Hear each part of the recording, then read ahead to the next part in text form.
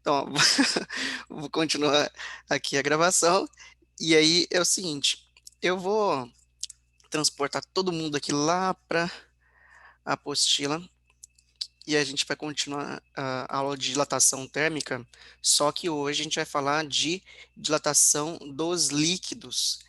E isso aqui está localizado lá na página 169 da apostila de vocês, tá? Então, vou colocar aqui a apostilinha. E a gente, nós vimos na aula passada a dilatação dos sólidos, né? A dilatação térmica linear, quando a gente está falando de apenas uma dimensão. Quando a gente tem duas dimensões, a gente fala de dilatação superficial, né? Exemplo, uma placa metálica, então tem base e altura, e a gente está desconsiderando a espessura dessa placa, porque a gente está considerando só as duas dimensões, tá? E a gente também tem a dilatação volumétrica, e aí quando tiver falando, a gente estiver falando de volume, a gente vai falar de uma dilatação nas três dimensões, comprimento, largura e a profundidade, certo? Então, para volume, a gente usa a equação que é ΔV é igual a V0 gama delta teta. Lembrando que temos uma relação muito importante entre os coeficientes de dilatação térmica, né? Qual que é a relação importante? Que tá aqui nessa apostila? Não, eu coloquei na aula passada. Ah, tá aqui sim. Aqui, ó, relação entre os coeficientes alfa, beta e gama de um mesmo material. Alfa está para uma dimensão, assim como beta está para duas dimensões, assim como gama está para três dimensões, tá? Então, a proporção é a seguinte, é um alfa para cada dimensão. Se tem uma dimensão só um alfa. O que é o alfa? É o coeficiente de dilatação térmica linear. São duas dimensões, seria dois alfas, um alfa para cada dimensão, e se forem três dimensões, três alfas. Lembrando que a relação entre esses coeficientes é só você fazer uma multiplicação em x aqui, ó, entre eles, tá bom? É isso. Agora, pessoal, a gente vai falar hoje de dilatação dos líquidos, tá? Na dilatação dos líquidos, lembrando que, como é que a gente vai fazer isso, né? Sem a gente colocar esse líquido em um recipiente. Então, o líquido ele não tem uma forma própria, certo? Ele vai assumir o formato do recipiente onde ele está inserido, né? Do recipiente que o contém, não é isso? Então, isso a gente aprendeu lá há um tempo atrás. E aí, a gente vai falar da dilatação dos líquidos. Eu vou colocar para vocês aqui, vou colocar vocês todos lá no Paint, onde eu vou fazer algumas equaçõezinhas e dar alguns exemplos, tá? Então, deixa eu trocar aqui essa tela para a tela do Paint. Então, vamos começar aqui, ó, dilatação dos líquidos.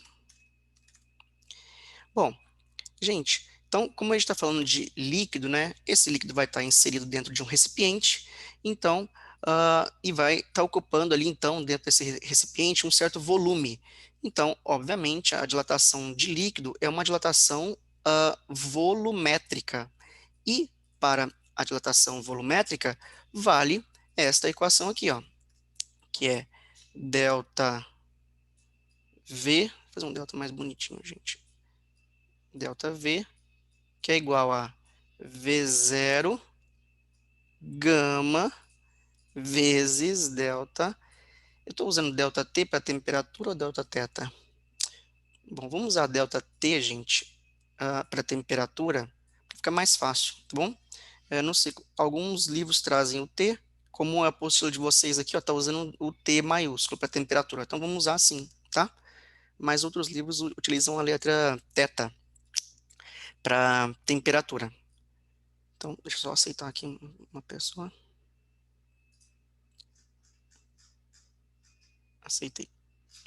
Bom, aí, gente, era a Ruby, estava aqui. Não sei se ela entrou. Entrou sim. Bom, então a equação que a gente vai usar lá nos líquidos, gente, é essa equação aqui, ó, da dilatação volumétrica, beleza? Agora temos umas coisinhas a considerar. Então, o que a gente vai fazer aqui? Vamos imaginar um recipiente, tá?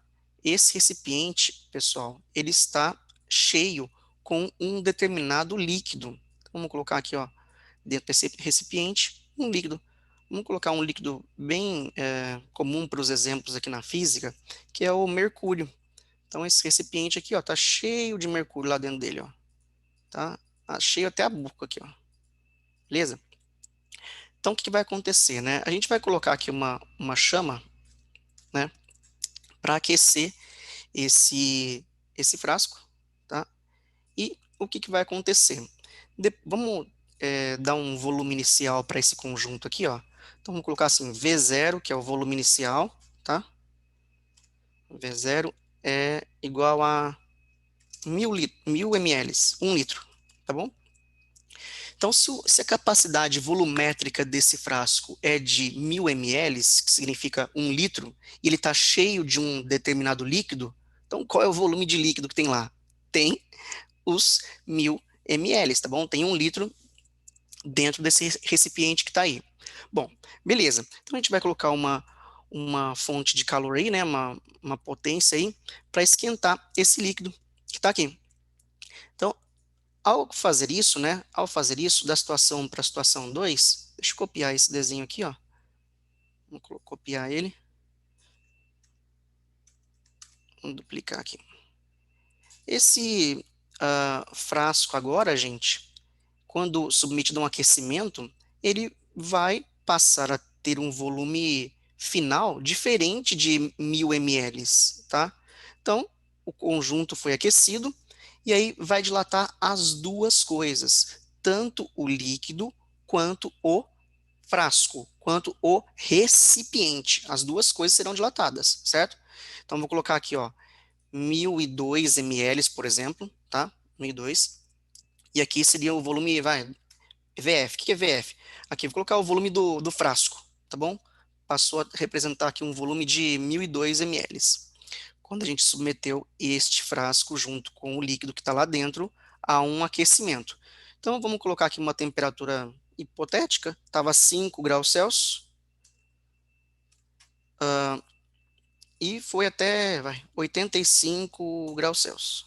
Então, teve uma variação de temperatura aí de 80 graus Celsius. Beleza. O que que acontece, gente? O que que é verificado aqui nesse tipo de situação, tá? O que é verificado é que os líquidos, eles, em geral, eles dilatam mais do que o frasco, tá? Mais do que os recipientes onde eles estão inseridos. E qual é a conclusão disso? Qual é o resultado disso, né? O resultado, se os líquidos eles têm coeficientes de dilatação diferentes dos sólidos, tal que eles dilatam mais do que os sólidos quando submetidos ao mesmo aquecimento, acontece que uma parte do líquido, então, nesse caso onde ele está cheinho ali, ó, está ocupando até a boca, o recipiente, uma parte dele vai transbordar, vai extravasar, certo? E essa parte que vai extravasar, que vai transbordar, nós vamos coletá-la aqui, ó, aqui num frasco menorzinho, tá? Vamos colocar aqui num frasquinho menor, parte desse líquido que transbordou, que derramou aqui, ó. Vamos coletar aqui, beleza? Então vamos colocar nesse recipiente aqui uma parte que transbordou. E aqui eu vou dizer o seguinte, tá? Quando a gente dilata o conjunto, dilata o recipiente, dilata o líquido, e aqui essa parte aqui, ó, que dilatou, mas que transbordou, a gente chama isso aqui de ΔV, né, que é o quanto está dilatando aparentemente, né, é o volume que está armazenado nesse recipientezinho aqui, ó. Então, a gente chama isso aqui, esse ΔV, de ΔV aparente. Gente, olha só, o que que é aparente, a palavra aparente? Que aparece, que você está observando, certo? Nossa, aparentemente você está, não está muito legal hoje. Ou, aparentemente você está maravilhosa, né? Quer dizer, você está vendo ali, certo? Então, olha só, esse ΔV aparente é aquele que você observa. Você, a olho nu, como é que você vai enxergar essa mudança de volume aqui, ó? Quando você aquece um conjunto que está ocupando aqui, né, 1000 ml, foi para 1.002. Como é que você percebe isso a olho nu? Nossa, aqui ó, foi para 1.002. Você observando o frasco nesse aquecimento. Você a olho nu não tem como observar isso, mas se isso extravasa, se derrama e você armazena num potinho, aí sim, aparentemente, ou seja, você consegue observar aquilo. Então, aparentemente, você está observando um certo volume que eu vou colocar aqui, nesse caso aqui que eu dei de exemplo para vocês, um volume de 5 ml, tá? Então, transbordou aqui, ó, 5 ml. Então, pessoal, é o seguinte, temos um frasco com 1.000 ml de volume inicial, aquecemos esse frasco aqui, o frasco dilatou, o líquido dilatou ainda mais do que o frasco, e coletamos aqui num recipientezinho o volume extravasado, que foi de 5 ml. Galera, mas nessa situação aqui, ó, a gente tem que contar que a dilatação real, ou seja, a dilatação do líquido, ela tem que, ela é maior que a dilatação do recipiente. Então, nesse caso aqui, ó, que a gente pode escrever, ó, que a dilatação do líquido, tá? Dilatação do líquido, que a gente chama de dilatação real. O que é a dilatação real? Ela é a dilatação do frasco, que a gente chama de dilatação do recipiente também, tanto faz, tá? Então, ó, é a dilatação do frasco mais a dilatação, o quê? Aparente. Mais a dilatação aparente. Eu vou escrever aqui, depois eu vou colocar tudo abreviado, tá? Em vez de aparente, eu vou colocar AP, em vez de frasco, eu vou colocar só F, ou de recipiente, aparente. Então, ó, como é que eu sei a dilatação só do líquido? A dilatação somente do líquido é a dilatação do frasco mais a dilatação aparente. Você imagina a seguinte situação, ó, se esse frasco aqui, a 5 graus Celsius, está com essa capacidade volumétrica, 1.000 ml, e se o líquido dilatasse a mesma razão do que o frasco? O que ia acontecer?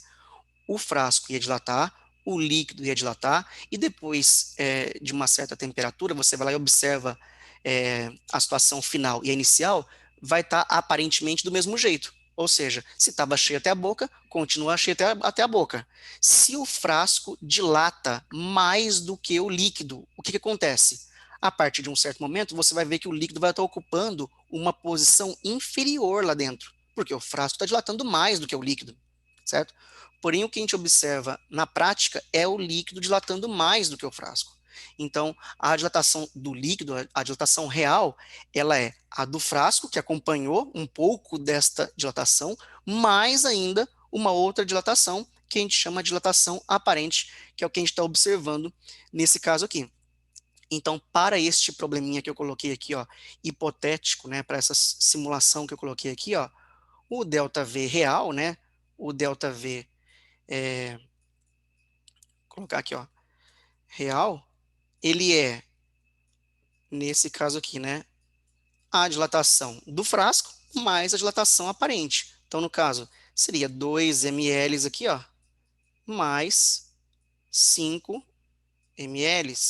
Então, total aqui, ó, 7 ml para essa dilatação de exemplo que eu dei para vocês aí, tá bom? Bom, tem uma coisa importante, né, que é o seguinte, cada um desses termos aqui, ó, desses delta Vs que tem aqui, o delta V real, que é o delta V do líquido, né, do líquido, cada um desses delta Vs será isso daqui, ó, V0 gama vezes delta T. Então, o que eu vou fazer aqui, ó, eu vou substituir onde tem delta V real por V0, que é o volume inicial do líquido, gama do líquido, que eu vou chamar de gama real. Então, gama real é o gama do líquido. Real vezes delta T, que é igual. E aqui, gente, tudo de novo. Então, eu vou copiar isso aqui para não ter que escrever tudo de novo. Então, ó, só que aqui o que vai mudar? que agora não é mais real aqui, é o gama do recipiente. Recipiente, que nós estamos chamando aqui de frasco. Frasco. Então tem mais aqui, ó, mais um termo que é o ΔV aparente, é aquele que a gente está observando. Então vou trocar aqui esse real por aparente.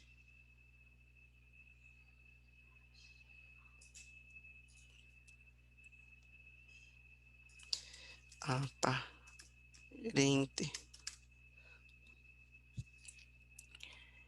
Beleza. Então, pessoal, é o seguinte, deixa eu fechar aqui só esse gama aqui, porque está me incomodando.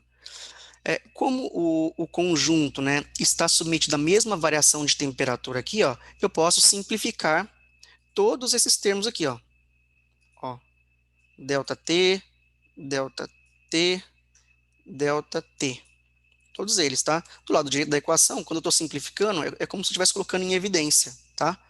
Então, mesma coisa vale para os volumes iniciais, porque o volume inicial do líquido é o mesmo do frasco, e a gente considera também o mesmo para o aparente. Então, nesse caso aqui, a gente tem uma relação entre os gamas. Vai ficar assim, ó. Gama. Ai, trocou aqui o traço. Gama real é igual a gama do frasco. Já passo a palavrinha para o David aí. Mais gama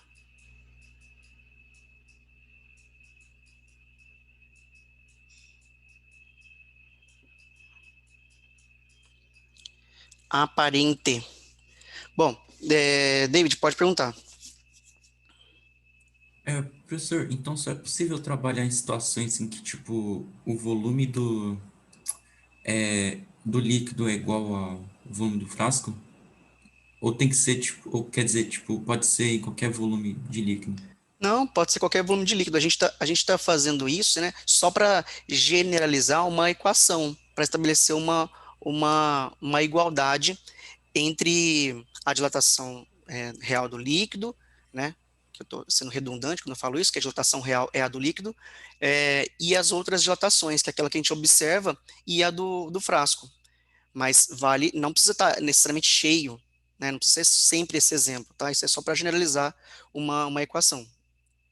Mas aí não poderia cancelar o volume, né? Então, mas aí a gente não ia, a gente teria que fazer separado, viu, David? A gente ia fazer separado, tá?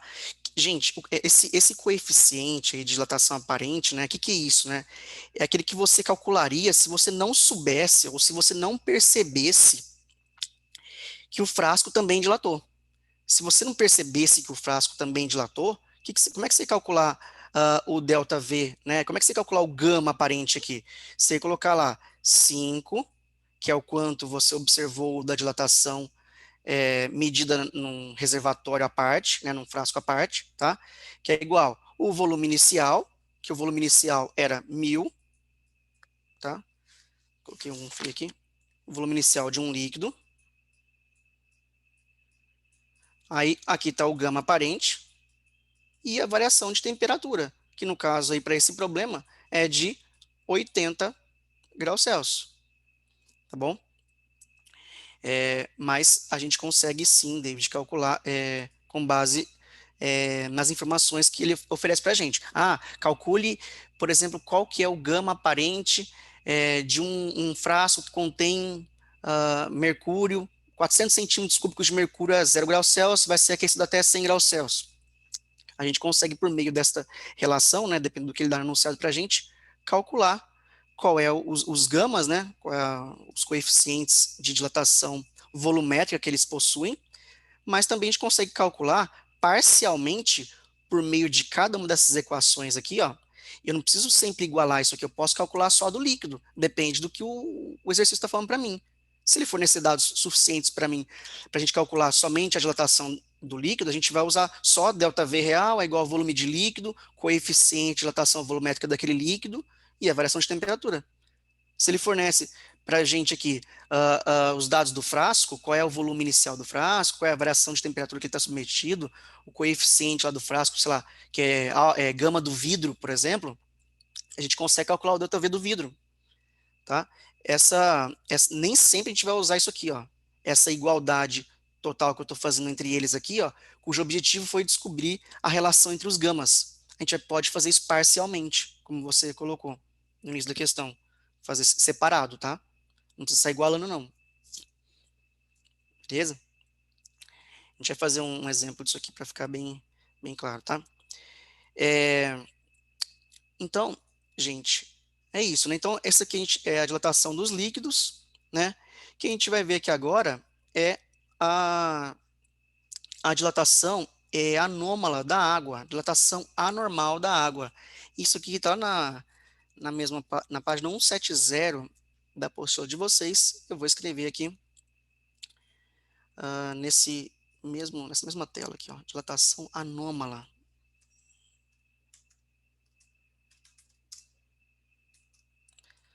Anômala da água.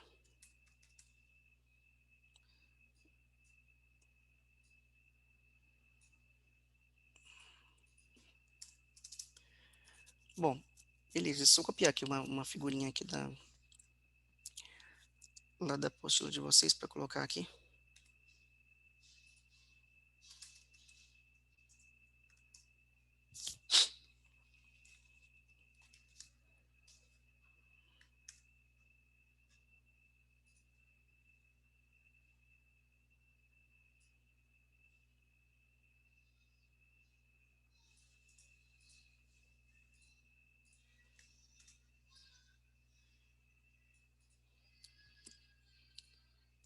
Bom, beleza, né, gente? Então, é o seguinte, na dilatação anômala da água, o que que a gente tem? A gente tem uma coisa que é o seguinte, ó, e de maneira geral, as substâncias, né, quando elas estão sendo resfriadas, o que acontece com o grau de agitação térmica? O grau de agitação térmica diminui, certo? O grau de agitação térmica diminuindo, elas começam a vão diminuindo, né? Ocupar um volume cada vez menor.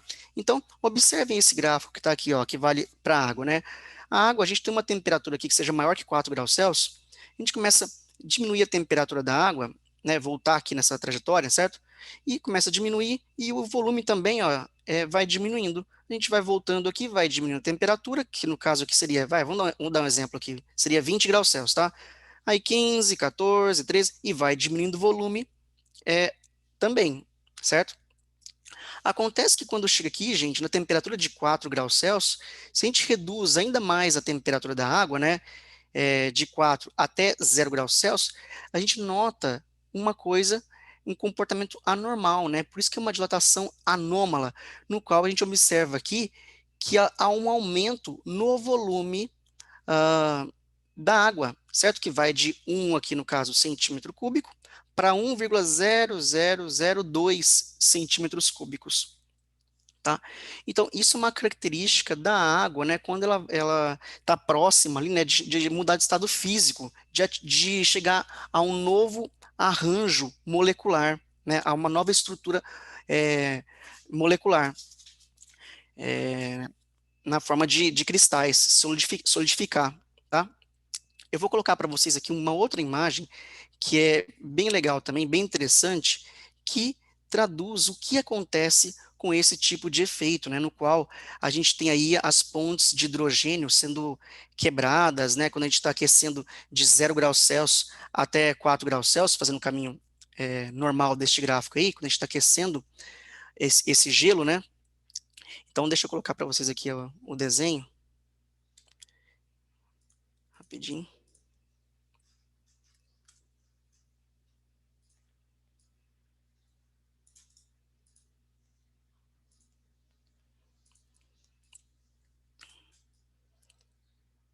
Aqui. Beleza.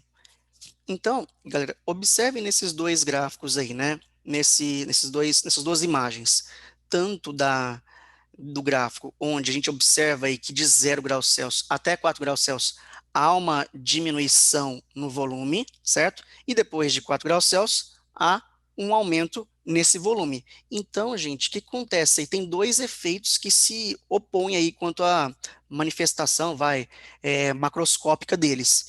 Então, primeira coisa, a gente está aquecendo de 0 graus Celsius até 4. O que vai acontecer, gente, quando a gente aquece uma substância em geral? O que acontece? Vai ter uma maior agitação térmica, e essa maior agitação térmica vai produzir um maior distanciamento, um distanciamento médio, entre as moléculas, o que se traduz como o quê? Um aumento no volume. Acontece uma coisa chamada dilatação, beleza? Só que, simultaneamente a isso, a gente tem um outro efeito, que é, segundo esse segundo desenho aqui, onde vocês podem ver o gelo derretendo, né? A gente tem uma quebra das pontes de hidrogênio. Elas se rompem quando isso acontece. E aí, quando elas se rompem, né, a gente tem uma estrutura que está ocupando um volume maior. Quando a gente tem a quebra das pontes de hidrogênio, elas passam a ocupar um volume menor. Então, as moléculas vão se aproximar umas das outras. E aí, quando elas se aproximam umas das outras, a gente tem uma diminuição no volume, tem uma contração, certo? Então, a gente tem os dois efeitos acontecendo simultaneamente, né? Com o aquecimento, uma dilatação, e com as quebras das pontes de hidrogênio, uma contração. Só que, nesse momento, há uma predominância da contração.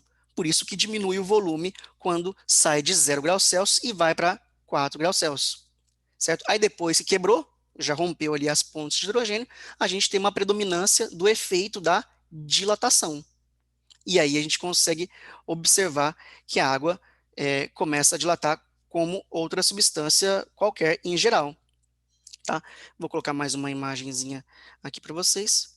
O que que acontece com os frascos.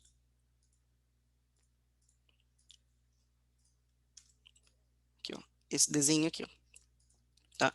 Aqui, de 0 graus Celsius até 4 graus Celsius, houve dilatação por conta do aquecimento, mas também houve quebra de ponte de hidrogênio. E qual que predominou? Qual que predominou? O que predominou foi a quebra da ponte de hidrogênio, ou seja, diminuiu o volume, certo? Depois que diminui o volume, e a gente já quebrou, as moléculas estão mais próximas, a gente começa a aquecer ainda mais, e aí vai até 80 graus Celsius, nesse caso que eu dei de exemplo aqui, tendo um volume maior do que tinha no início, a 0 graus Celsius. Fala, David.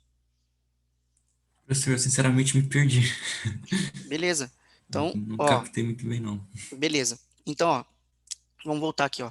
A gente tem uma amostra de água, David, que está aqui no estado sólido, ó, tá aqui a 0 graus Celsius.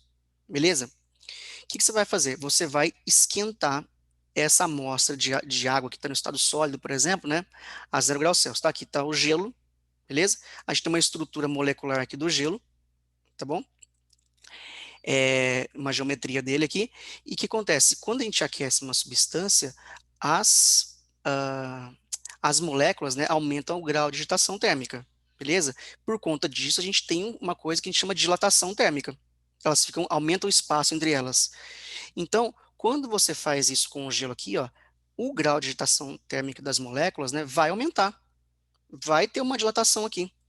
Só que, ao mesmo tempo, por conta das pontes de hidrogênio que tem no gelo, que é esse formato aqui, ó, esse distanciamento aqui, quando a gente aquece, e aí ela vai sair do estado sólido para ir para o estado líquido, a gente tem a quebra das pontes de hidrogênio.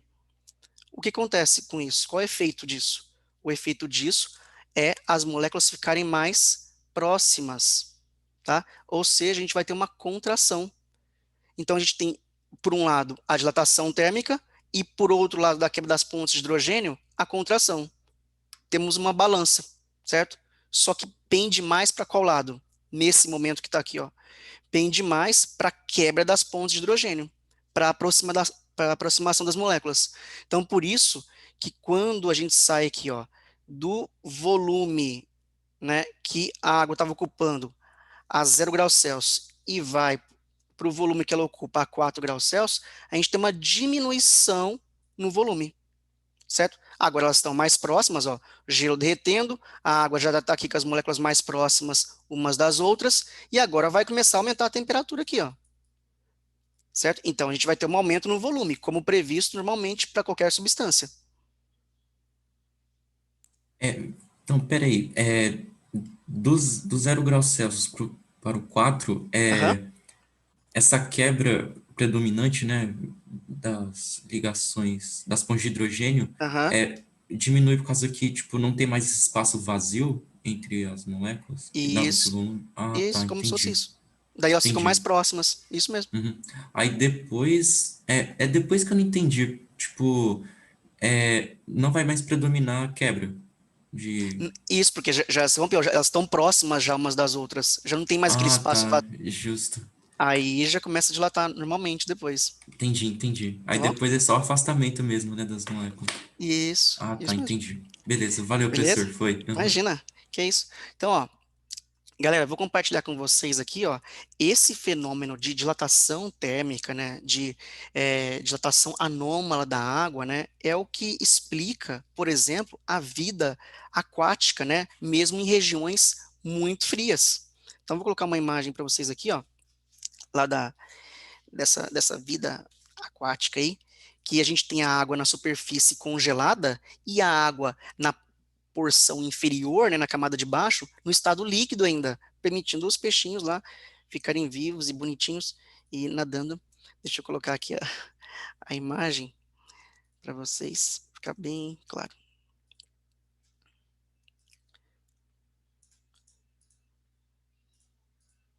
Aqui, ó. Vou colocar mais essa imagem aqui. E aí, o que que a gente tem, gente? Aqui na parte exterior aqui, né, desse lago, por exemplo. Tá bem frio aqui, certo? Tá bem frio. E aí, essa porção de água que está em contato com essa massa de ar bem fria, fez o quê? Fez essa parte aqui de cima congelar, tá? Essa parte aqui virou uma porção de gelo, ok? O que acontece com o gelo? A densidade do gelo é menor do que a densidade da água. Então vai ficar uma crostinha de gelo aqui, ó, nessa superfície, e o gelo é um mau condutor de calor, certo? Então, essa porção de gelo aqui, ó, funciona como um isolante térmico, né? Para que não, para que reduza a transferência de calor do exterior para a porção inferior de água que está aqui. Então, a parte de baixo fica líquida ainda, certo? E a porção de cima, por ser menos densa, já está no estado sólido e funcionando como um isolante térmico para a parte de baixo. E aí isso possibilita a existência ali de vida aquática. Lógico que, gente, isso em invernos muito rigorosos, o que vai acontecer gradualmente? Vai acontecer que a camada de gelo aqui ó, vai ficar cada vez mais espessa, mais grossa, certo? Mas ainda assim, não será suficiente para transformar em gelo toda essa porção de água que tem aqui embaixo, beleza? Então, esse fenômeno possibilita a existência de vida aquática, mesmo em regiões muito frias. Bom, é, é isso, gente. A gente tem que fazer alguns exercícios. Alguém quer fazer alguma pergunta? Professor, eu Pode perguntar. sinceramente não entendi a relação, tipo, desse fenômeno com o que a gente acabou de ver. Tá, beleza. Então, deixa eu colocar aqui uma, um esqueminha aqui para ajudar nessa explicação aqui, que vai ficar show para você. Vou colocar aqui.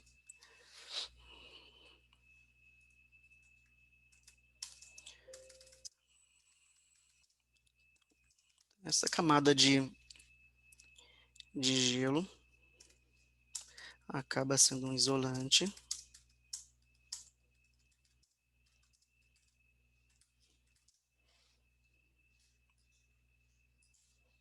Um isolante térmico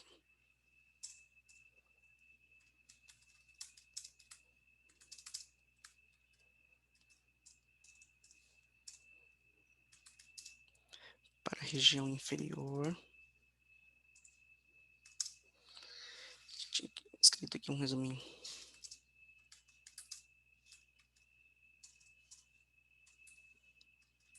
onde temos água, a temperatura de, colocar, a 4 graus Celsius. E aí o que acontece com essa temperatura? Está esfriando aqui a água, certo? Está esfriando. Só que essa porção aqui, ó, está a 4 graus Celsius. O que acontece a 4 graus Celsius com a água? O que acontece a 4 graus Celsius? Vamos observar nesse gráfico aqui, ó.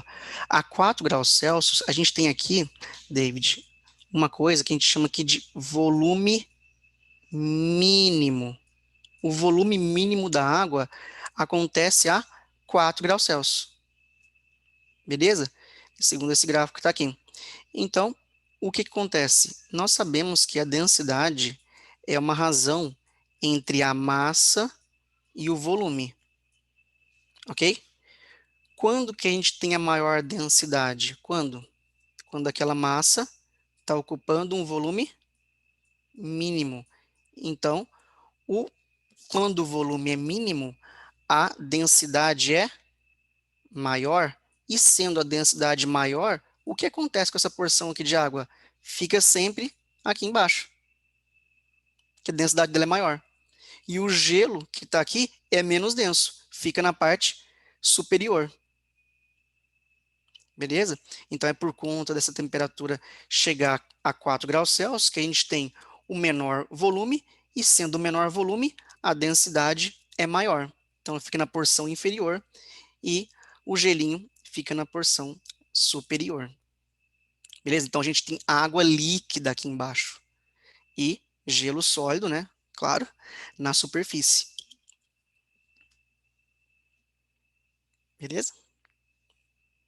Melhorou? Beleza, beleza. Então, tipo, professor, é Hum, possível, ou senão com o tempo isso iria inverter, né? como assim? Sei lá, por exemplo, o gelo, se a temperatura da água, quer dizer, o que eu quero dizer é se é possível, tipo, a água ser menos densa que o gelo, em alguma ocasião. Ah, não, o que vai acontecer aqui depois, assim, o que pode, tem duas coisas que podem acontecer aqui, né? Uma coisa que pode acontecer aqui é aumentar a temperatura externa, certo? Aumentou a temperatura externa, vai derreter esse gelo aqui, e aí começa um aquecimento do sistema como um todo. Porque a gente vai quebrar essas pontes de hidrogênio, a gente vai ter água totalmente no estado líquido e uma dilatação. Ou o que pode acontecer é esfriar ainda mais, né? Vir uma massa de ar frio, continuar o inverno rigoroso, esfriando, esfriando, e a gente vai ter um espessamento aqui, ó, dessa camada de gelo. Vai ocupar, vai atingir cada vez mais porções inferiores. Só que isso acontece lentamente, muito lentamente. Então, nunca que vai atingir até a porção mais baixa deste lago. Por quê? Porque é muito lento. E por que que é muito lento? Porque o gelo é bom isolante térmico. Senão seria uma vantagem morar num iglu. Ele é bom isolante. Está mais quentinho lá dentro que lá fora, certo? Colocar é, algum alimento num congelador que tem uma camada espessa de gelo, você vai ver que não vai congelar muito. Então, por isso que tem que ficar retirando, para quem tem aquelas geladeiras antigas que formam aquele espessamento de gelo, né, nas paredes, tem que ficar retirando aquela parte lá para permitir que o gás que circula ali, que está numa temperatura inferior, possa resfriar os alimentos que estão dentro do congelador, tá? Então não é vantagem nenhuma ter uma parede ali inteira de gelo. Bom, então o gelo, ele é um bom isolante, assim como a água também é um bom isolante. Por quê? Vocês lembram por quê?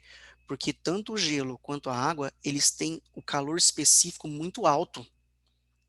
No caso da água, uma caloria por grama grau Celsius. Ou seja, para variar a temperatura em 1 grau Celsius de uma massa de 1 grama de água, você precisa de uma caloria. É muita coisa. E o gelo, que é metade, é 0,5, ainda assim é muito alto. Mesmo sendo metade da água, é muito alto. Precisa de muita energia para variar a temperatura. Né? Nem se compara com os metais, que é 0,1, por exemplo, 0,0 alguma coisa, 0,08, tá? Então é por isso que eles são bons isolantes, porque precisa de muita energia para variar a temperatura. Bom, é, é isso, gente. Agora a gente tem que fazer alguns probleminhas aqui, alguns exercícios que estão na apostila. E vamos lá.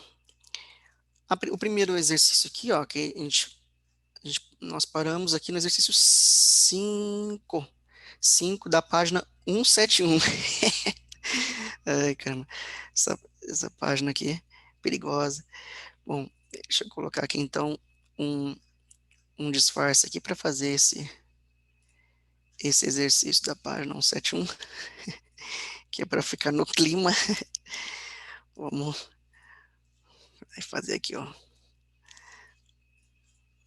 Fazer um 71. Quer dizer, vamos fazer um 71, não. Vamos fazer o exercício. Olha eu me complicando aqui, gente, nas palavras. Vou fazer o exercício 5, mais um exercício daquela faculdade. Afa, afa, fa, fa, fa, fa, fa, fa. É a música do Talking Heads, né? Acho que é isso. Depois vocês me corrijam se eu estiver errado. Deixa eu trocar essa tela. O mouse. Olha esse 5 aí, gente. É... O 5 tá aí. No gráfico a seguir está representado o comprimento L de duas barras A e B em função da temperatura θ. Sabendo-se que as retas que representam os comprimentos da barra A e da barra B são paralelas, pode-se afirmar que a razão entre os coeficientes de dilatação linear da barra A e da barra B é, então, beleza, vamos colocar aqui, ó, ΔL é igual a L0 vezes alfa vezes delta teta. Estamos usando teta para temperatura. Deixa eu trocar só o apoio do meu mouse aqui, porque tá ruim. Aí. Bom, então, gente, é o seguinte, ó, ele diz que as retas são paralelas. O que significa, né? Qual é o desdobramento disso, né? Que essas retas serem paralelas? Possuem o mesmo coeficiente linear. Desculpa, coeficiente angular.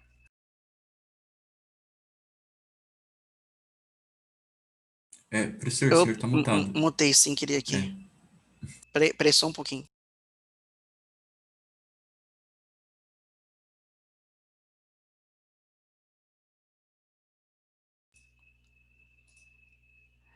Aí. Bom, beleza. Aí, seguinte. Nesse caso aqui, gente, coeficiente angular é o mesmo, né? Então, o que é o coeficiente angular aqui, ó? Divide, né? Essa variação no eixo y pela variação no eixo x, tá? Então, o que significa dizer que elas são paralelas? O delta L da barra A e da barra B dividido pelo delta θ é o mesmo, tá? E o que é delta L por delta θ? Isso é igual a L0 vezes alfa. Tudo bem, gente? Eu passei o delta θ aqui dividindo. Delta θ, desculpa, delta L por delta θ é igual a L0 vezes alfa, na equação da dilatação linear. Beleza? Eu isolei. Então, ó, a variação em y dividido pela variação em x. No caso, o eixo y fala do comprimento. Eixo das ordenadas. Eixo das abscissas fala da variação de temperatura. Esta variação de comprimento pela variação de temperatura, tanto para a barra A quanto para a barra B, estas variações são iguais. Por quê? Porque as retas são paralelas, beleza? Então, isso nos permite dizer o seguinte: L0 alfa, isso aqui para a barra A, tá bom? Para a barra B, gente, a mesma coisa.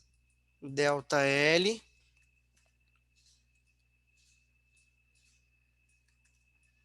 dividido por delta θ. Só que aqui no caso, o comprimento inicial da barra B, ao invés de ser L, é 2L, certo? 2Ls, ó, comprimento inicial. Então, vou colocar aqui, ó, L0 vezes alfa, mesma coisa. Eu só vou substituir aqui, ó, conforme está ali no enunciado, tá? Aqui para barra A vale L vezes alfa, ok? E para a barra B, vale, ao invés de do L0 aqui se chamar L0, eu vou chamar de 2 Ls. Beleza? Só dei o nome aqui que ele deu lá no gráfico. Chamou de L. Isso aqui é o alfa A, e aqui é o alfa B. Então, 2 Ls, alfa B. E aí o que ele quer nesse problema aqui, ó, é a relação, né, a razão entre os coeficientes alfa A por alfa B. Então a gente pode simplificar aqui, né, ó. Então, chegando que alfa A sobre alfa B vale 2.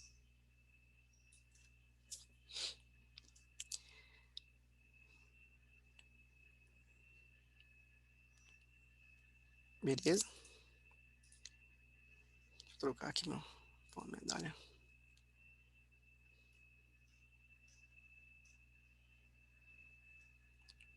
Medalhinha aqui.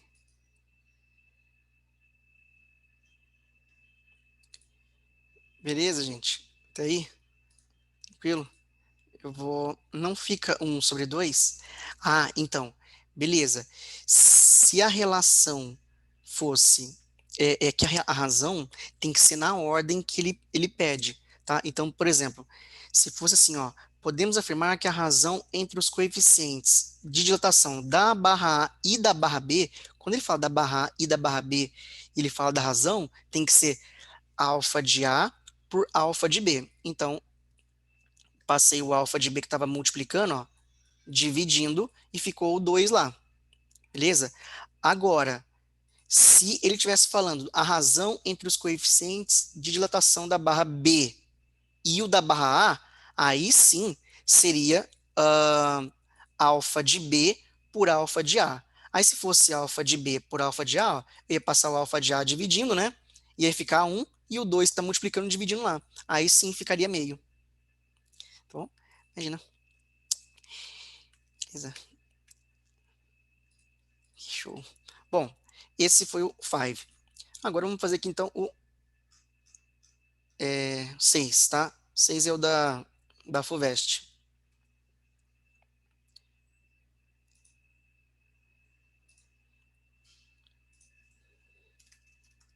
Vou colocar lá no Paint.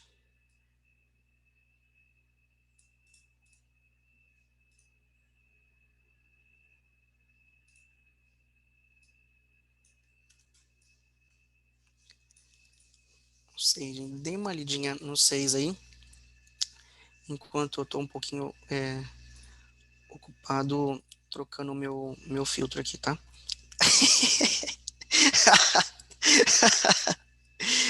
Ai, gente, eu mesmo já dou risada. Aí tem um porquinho aqui agora.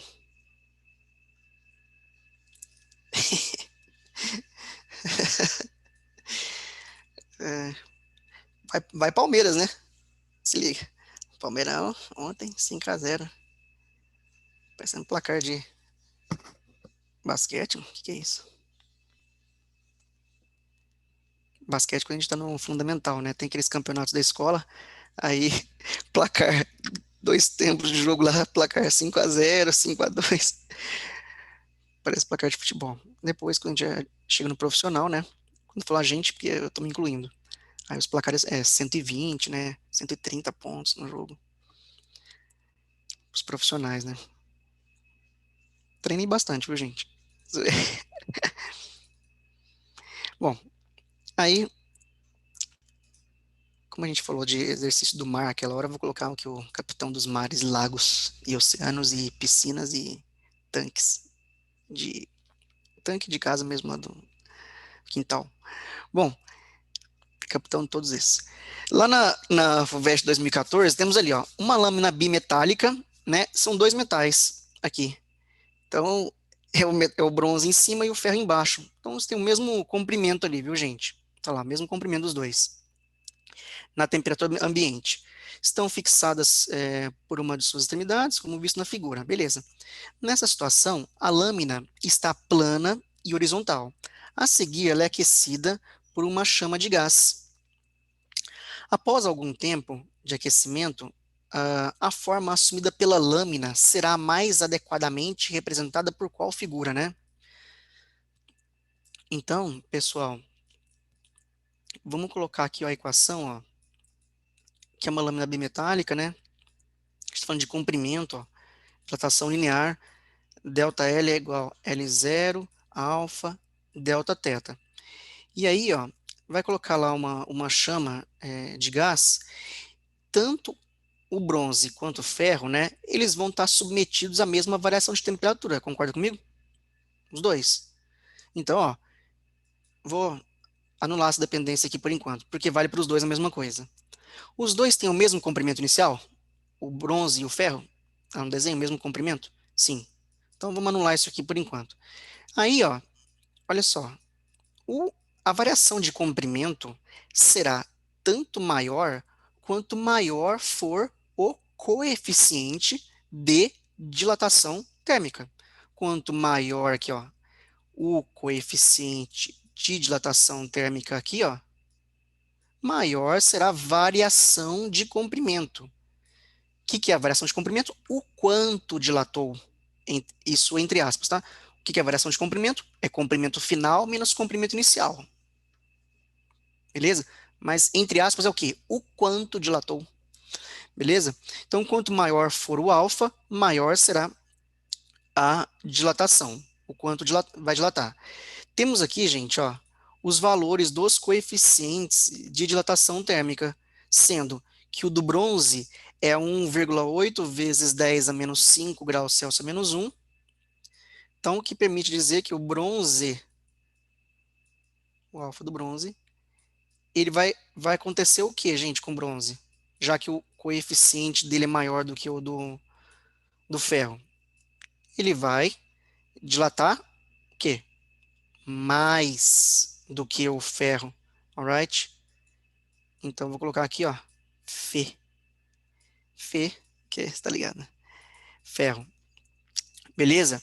Então, se ele dilata mais, gente, o que que a gente pode esperar aqui, então, do desenho que vai ficar essa dilatação? Eu coloquei a apostila, né, para vocês verem. A apostila, o que vocês esperam aí? O que que você acha que vai ficar aí, né?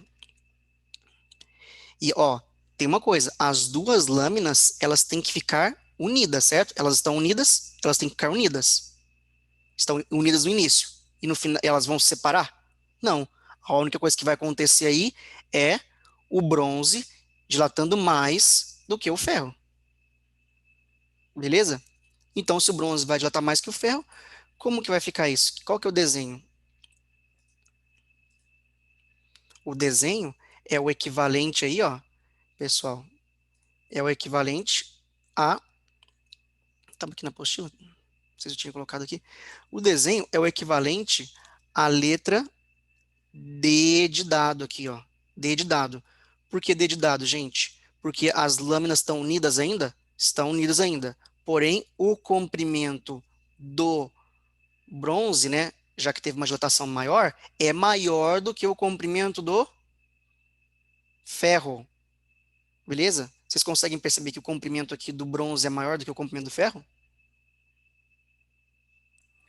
Eu fico com essa dúvida, porque, tipo, na minha cabeça é a mesma, é o mesmo comprimento, mas Beleza. tá. Uhum. Então, e olha só então, vamos fazer aqui um esqueminha que vai ajudar bastante. Então, vamos ver uma coisa aqui, David. Vamos ver um círculo, e agora eu vou fazer um outro círculo. E eu acho que você já entendeu mais ou menos o que eu vou fazer. Vamos ver. Ah, tem a ver com raio, né? É, Isso! justo, entendi. Então, esse aqui tem um raio, né? E aqui o raio desse externo é maior. Então, o comprimento ali, né? Já que o comprimento da circunferência vale 2πr, não é isso? Então, quanto maior o raio, maior o comprimento. Professor, já que ele vai ficar s- maior. Hum, só mais uma dúvida. E se, tipo, por exemplo, ele colocasse a fonte da chama, por exemplo, na parte do ferro, embaixo do ferro? Ia uhum. ser a mesma coisa ou não? Sendo a variação de temperatura a mesma para os dois, então, nesse caso aí, está aquecendo uniformemente, é, mesmo que está embaixo, lógico, né? O que você pode falar para mim é o seguinte, digo, por condução, né? A parte de baixo se aquece mais rapidamente do que a parte de cima, por condução, tá em contato direto com a chama, né? Aí, para chegar na parte de cima, a gente tem que usar a lei de Fourier lá, que é aquela φ é igual a K vezes A, gradiente de temperatura, que é T1 menos T2, pela espessura, para saber qual que é a taxa, né, de propagação desse calor por condução. Porém, para esse caso aqui, David, ele diz para a gente desconsiderar esse tempo, né, em que a parte de baixo aquece mais do que a parte de cima. Tá? Se acontecesse uma coisa dessa, a gente teria que resolver por lei de Fourier, ou ele poderia falar para a gente qual que é a variação de temperatura que a lâmina de baixo tem e a variação de temperatura que simultaneamente a lâmina de cima tem, porque mesmo o coeficiente de dilatação do bronze sendo maior do que o de dilatação do ferro, a variação de temperatura poderia ser maior ainda e superar essa diferença entre os coeficientes que existe. Poderia ser diferente, né? Mas aí eu precisaria de valores mesmo, de números, para ver qual iria impactar mais neste valor de dilatação dos dois, né, no delta L de cada um, para depois decidir se ia curvar para baixo ou para cima, tá bom? Aí, mas eu precisaria de dados, né? Bom, beleza, gente. Esse foi o 6, tá? Esse foi o 6. Quando eu falo 6, foi o 6, né? Quer dizer, essa piadinha foi ruim, não? Foi o 6, quer dizer, vocês, né? Bom, aí, durante o 7, eu coloquei ele na tela, né? Deixa eu copiar. Durante a ação de fiscalização em postos de combustíveis, foi encontrado um mecanismo inusitado para enganar o consumidor. Meu pai. Durante o inverno, o responsável por um posto de combustível compra álcool por 50 centavos o litro. E ele compra esse álcool aí, gente. O caminhão chega lá para ele lá, ó, já numa temperatura de 5 graus Celsius. Beleza? Para revender o líquido aos motoristas, ele instalou um mecanismo na bomba de combustível para aquecê-lo. Meu, olha só. Então, o que acontece? Para que a temperatura desse líquido do álcool chegue à temperatura de 35 graus Celsius. Aí dilata, né? Sai de 5 graus Celsius, vai para 35, vai dilatar. Então, ele vai ter mais litros para vender ali. Tá rendendo, né? Basicamente tá rendendo. Bom, aí, voltando, sendo o litro de álcool revendido a R$ 1,60. Beleza. Diariamente o posto compra 20 mil litros de álcool a 5 graus Celsius e os revende. Com relação à situação hipotética descrita no texto, e dado que o coeficiente de dilatação volumétrica do álcool é de 1 vezes 10 a menos 3 graus Celsius a menos 1, desprezando o custo da energia gasta no aquecimento do combustível, o ganho financeiro que o dono do posto teria obtido devido ao aquecimento do álcool após uma semana de vendas estaria entre. Então a gente, galera, tem muitas informações aí, né? A gente tem que separar isso, tá? Vamos fazer separadinho aí, primeiro dia, o que acontece, tal. Então, deixa eu pegar aqui.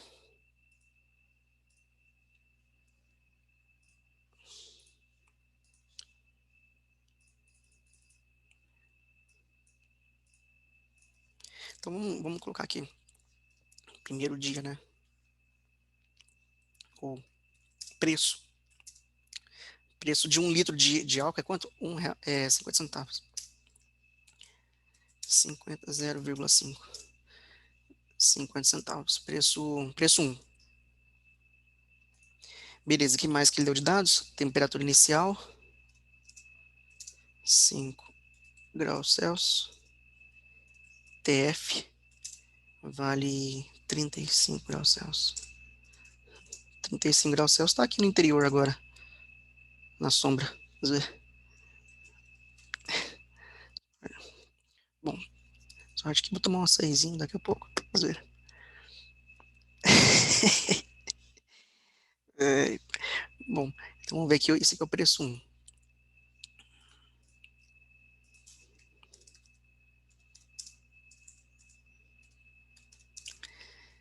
Essa informação do açaizinho foi desnecessária. Então, é o preço que ele vende. R$ 1,60. Olha que sacanagem. Tá ganhando muito em cima. Então, preço 2. O que mais? Ele recebe todo dia lá, né? E 20 mil litros que ele recebe. E vende tudo. Então o volume aí é 20 mil. Vezes 0. 20 mil litros. Gama. Quando eu falo gama, não é para vocês se apaixonarem pelo exercício, tá?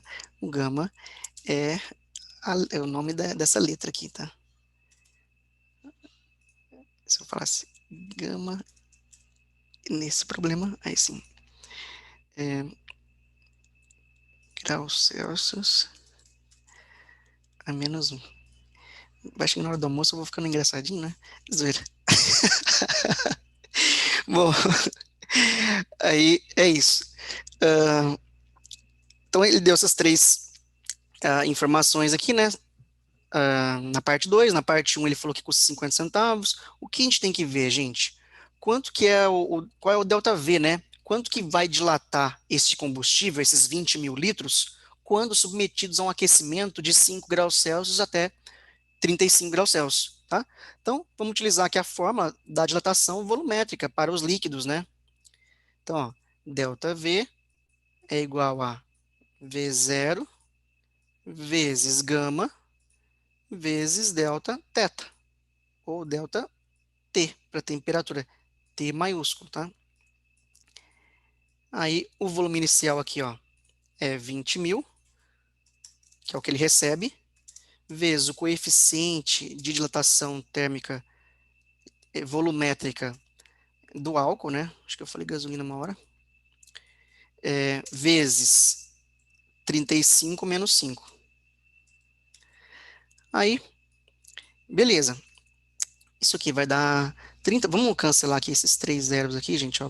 Vamos dividir por 1000. Ó. Aqui, ó. Aqui é 20 vezes 10 a terceira. Com 10 a menos 3 simplificou. Vai ficar 20 vezes 30. E 20 vezes 30 dá 600. 600 litros.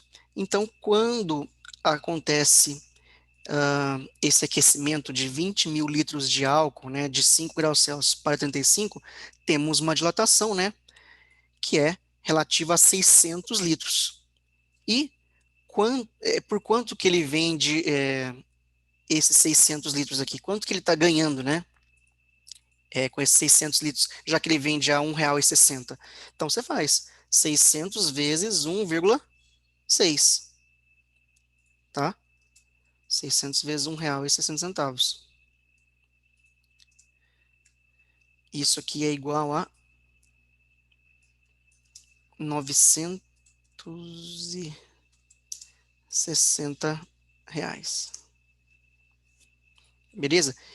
Isso aqui, gente, em quanto tempo? Porque ele fala assim, ó, o ganho financeiro que o dono do posto teria obtido devido ao aquecimento do álcool, tá?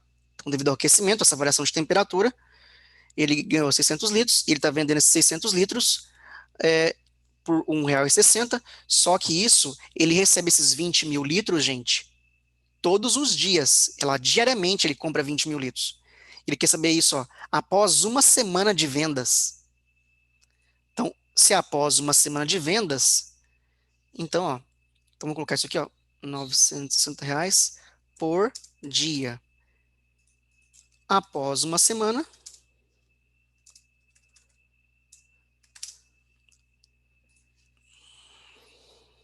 Deixa eu tirar o meu disfarce aqui um pouco.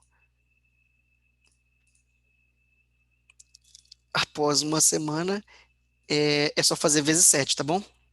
Então é 960 vezes 7.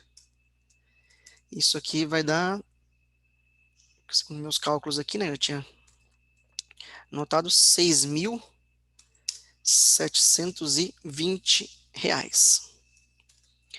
E aí, beleza.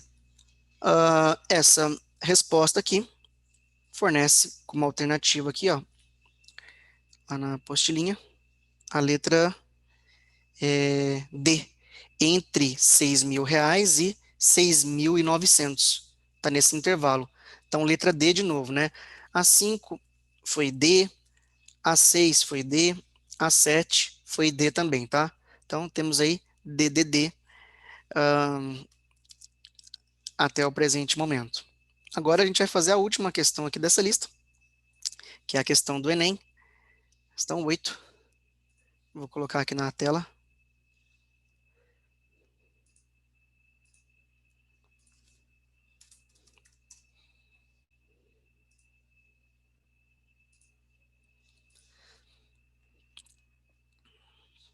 Quando vocês vão lendo aqui, eu vou me mutar para colocar ele na tela e também para deixar vocês lerem em paz, que eu tô com uma vontade muito grande de ficar falando besteira.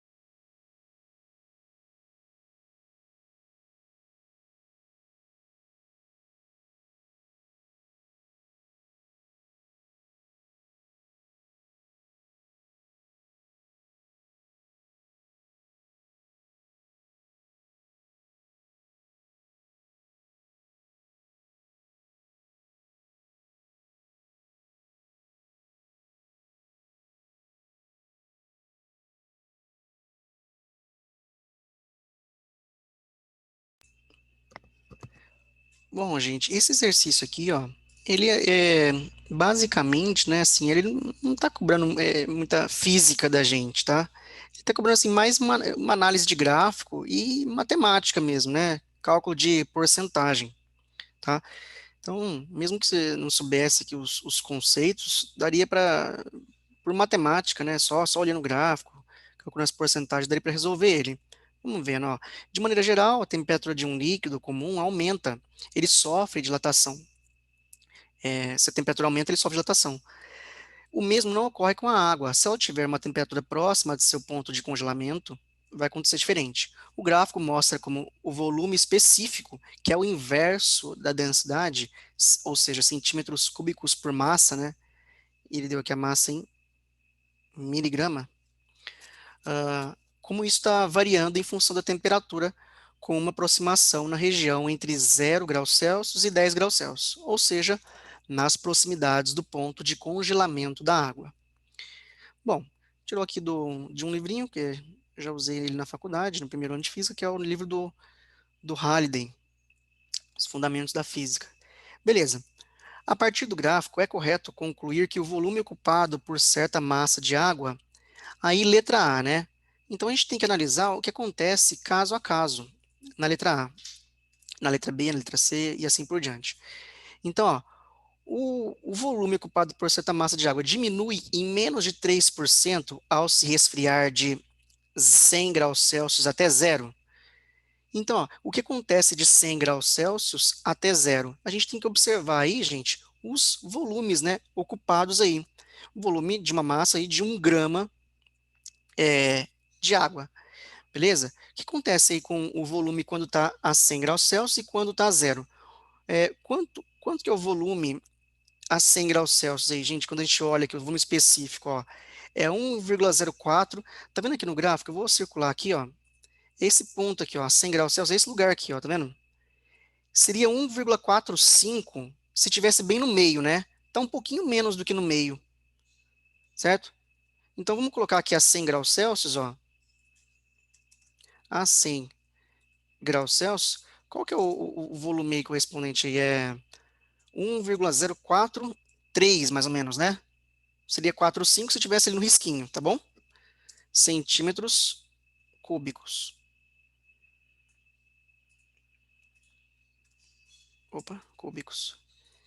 Beleza? E quando chega a 0 graus Celsius? Aí a gente tem que olhar a zero, gente, ó, no gráfico de baixo, tá bom? Porque ele fez uma lupa aqui, tá vendo? Ó? Fez uma lupa para a gente olhar no de baixo, porque fica muito difícil de ver ali no gráfico de cima. Então, a 0 graus Celsius, quanto que é aí? É 1, o quê? 00, ó. Aqui, gente, ó, é 1, no 2 graus Celsius aqui, ó, tá diminuindo, né? Tá aumentando o volume, desculpa aqui, ó. 1,0010 aqui, e aqui é 1,00020. Tá mais ou menos no meio aqui, certo? Entre o 0,0010 e o 0,0020. Então, a 0 graus Celsius seria mais ou menos da metade, 0,0015 centímetros cúbicos ali. Tudo bem, gente? Tá aqui mais ou menos na metade. Aí você tem que ver qual que é a variação percentual que tem de um para o outro, tá? Fazer uma continha aí matemática, beleza? Se a gente aproximar esse 1,00015 para 1, se a gente aproximasse isso, pessoal, quanto que ia ficar? Ó? Vamos aproximar isso aqui para 1, né? Aqui, ó. Se fosse 1, porque tem 3 zeros aqui, tá vendo? Qual que seria a variação percentual? Se fosse um aqui, seria de 4,3, não é isso? Que é 1,043, é uma variação de quanto? Em relação a 1? 4,3%. E ele está falando aí, ó, na letra A, que diminui em menos de 3%? Não, não diminui em menos de 3%. A variação percentual aí é o quê? Maior que 3%, da ordem de 4,3%. Tudo bem? Aí vamos ver a B. A B ele fala, aumenta em mais de 0,4% ao se resfriar de 4 graus Celsius a 0 graus Celsius. Aumenta em mais de 0,4% ao se resfriar de 4 graus Celsius até 0 graus Celsius. Então, temos que fazer a mesma coisa, mesmo esquema para B, gente. Ver quais são os volumes ocupados aí a 4 graus Celsius e a 0 graus Celsius. A 0 graus Celsius a gente já sabe, tá? É o de baixo aí. E a 4 graus Celsius? Tem que olhar aqui no gráfico de baixo, ó, gente, 4 graus Celsius. No de baixo. A 4 graus Celsius é mais ou menos ali, ó, 1,000. Nossa, quanto zero, né? Deixa eu aproximar aqui. Tem uns 4 zeros aí.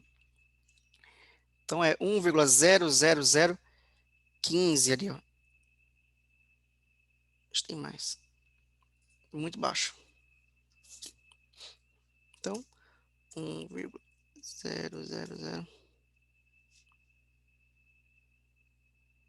Estou muito ruim de visualizar isso aqui. Deixa eu ver se eu acho uma figura maior.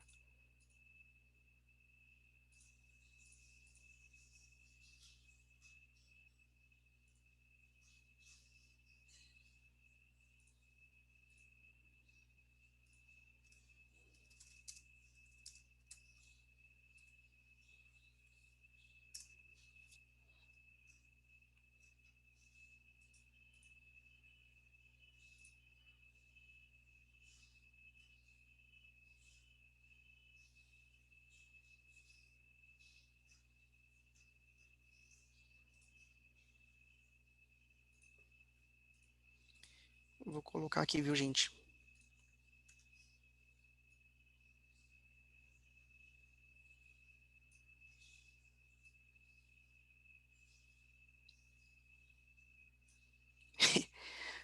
Agora vai.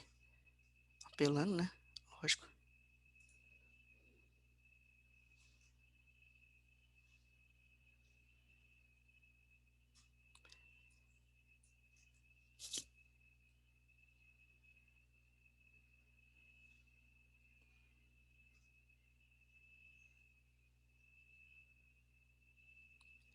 Bom, beleza.